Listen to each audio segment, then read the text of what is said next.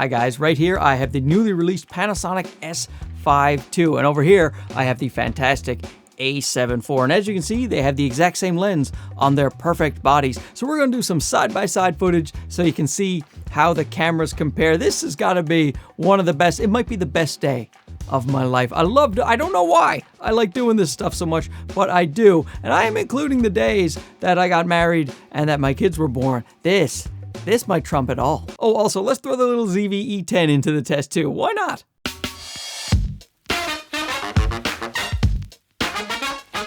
So first of all, two huge shout outs have to be done. The first one is to Camera Canada, who actually sent over the Panasonic S5 II for review. They lent it to me. They also sent over the 24mm f1.8 that I will be reviewing later. And Sigma Canada also gets a big shout out because those guys are always willing to help. And I wrote them and I said, I want to compare the two cameras, so I'd like to have the same lens for the tests. They sent over the 14-24 f2.8, a fantastic lens. And so for E-mount, well, this one for E-mount and for L-mount over here. So we are covered. Now we can just look at the actual footage coming from the cameras because the lenses are the same. On the ZV-E10, I will just use the Sigma 16mm f1.4. It's another Sigma lens. It's as close as I can get, and I will shoot the other guys at 24mm. But we got to include little Dougie. He's got to play too. So let me just take you over to Handsome Alley. I will do several tests. The first one, it'll just be in standard picture profile. It is not something I would ever use, but if you just wanted to open up the camera, press record, standard picture profile, coming out of the box, here are the cameras.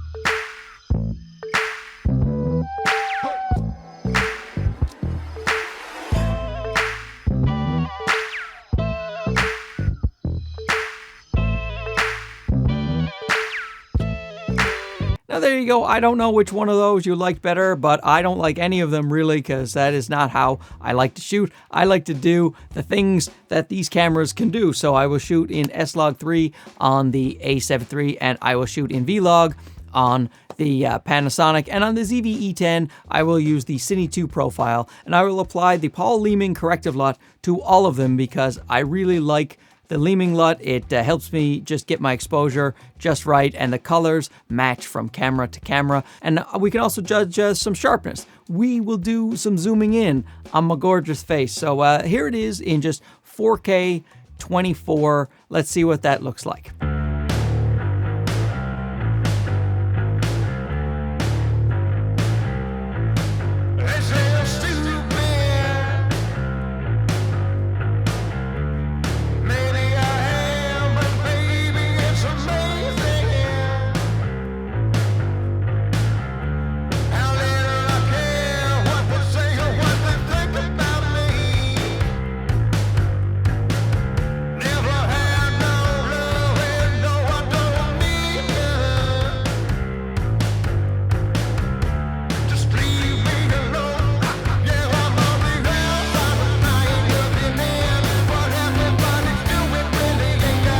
Boy, I tell you, I love the image coming out of all of these cameras. Even the little ZV-E10, look at little Dougie just holding his own with the big boys. And the sharpness, my goodness, the Panasonic and the Sony A7IV, they are so sharp. There is no point in trying to decide which one is sharper with the 4K 24 frames per second because they just both look absolutely razor sharp. Panasonic does shoot all the way up to 6K, so let's do the 5.9K so I can keep it 16:9, and I'll compare that to the A7 IV and see what you think there.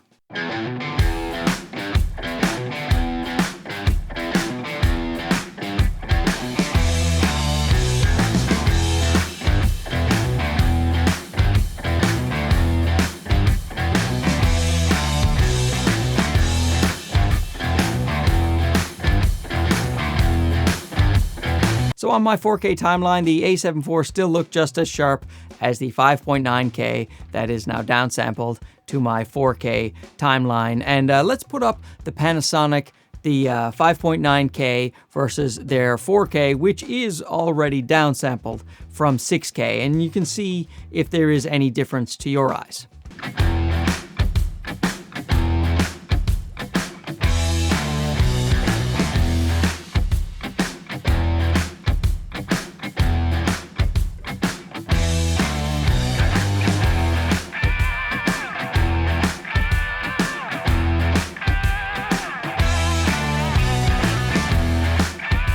Now, of course, the S5 II and the A7IV, they shoot 4K 60 at an APS-C crop. So let's take a look at the 4K 60 and see which one is sharper.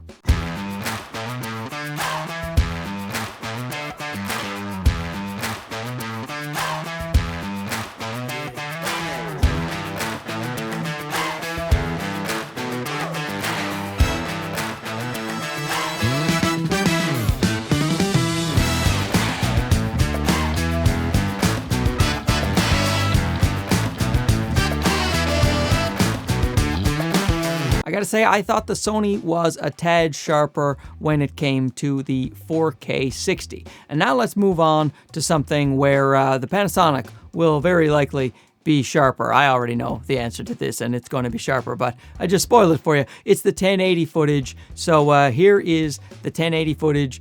I don't know why you would use it, but a lot of people, every time I do a camera review, they want to know about the 1080 footage.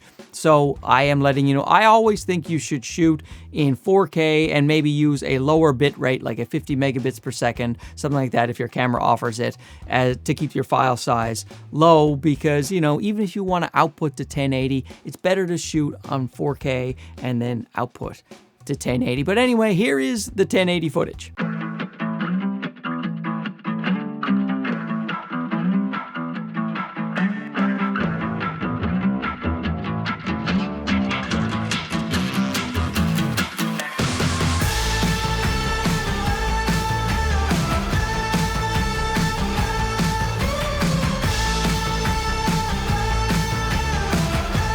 Now, the Panasonic footage to me looks better than the A7IV's footage. In fact, the A7IV, if you're going to use 1080, you should use the APS-C mode. I did a whole video on that. The APS-C mode in 1080 is sharper than the full frame mode in 1080 on the A7IV. So if you are going to go 1080, go with the APS-C mode on the Sony A7IV, but in general, stay away from 1080 on the new Sony cameras. The 4K fantastic, the 1080 is always soft. And I'll also take a look at the 120 frames per second in HD when I do the studio test. In fact, let's do the studio test now. Let's take a look first of all at the cameras just shooting in 4K here in Handsome Studios. Handsome Alley, Handsome Studios, everything is handsome around here. So let's check out the footage now.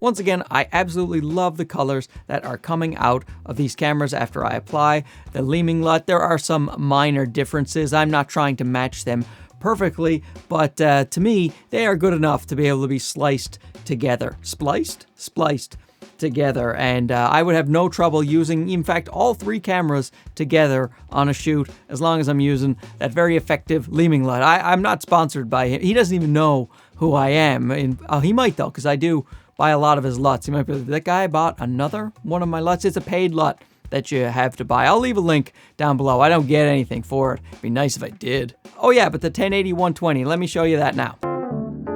Oh yeah.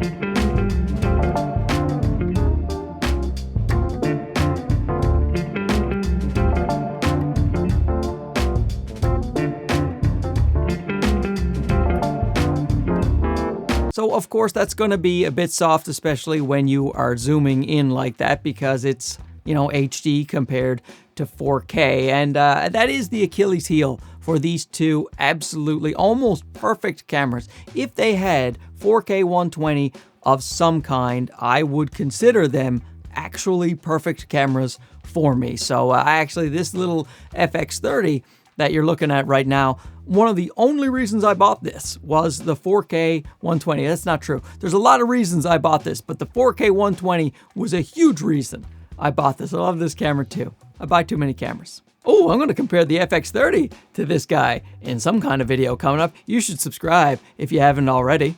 So of course I'm going to do an in-depth comparison between the A7 IV and the S5 II. I'm going to do some low light tests coming up really soon, and I'll be comparing this to the FX30 as well, maybe also the GH5. Oh, I'm just tickled pink to have this thing here. It's just Camera Canada. You guys are amazing, and you too, Sigma. Love all you guys. I have so many friends now, you know? I mean, it's just through email. They don't, hang out with me. But still, it feels nice. Anyway, thanks for watching. Don't forget to like, subscribe, leave a comment. Hey, put down a comment for, something you want me to test. Maybe I'll do it. Maybe I won't. You don't know me. Anyway, see you later. Okay, bye-bye. I had to put down the camera to give a thumbs up. And he's a big boy. He's a chunky boy. The Sony is noticeably smaller. I didn't really expect that, but there it is.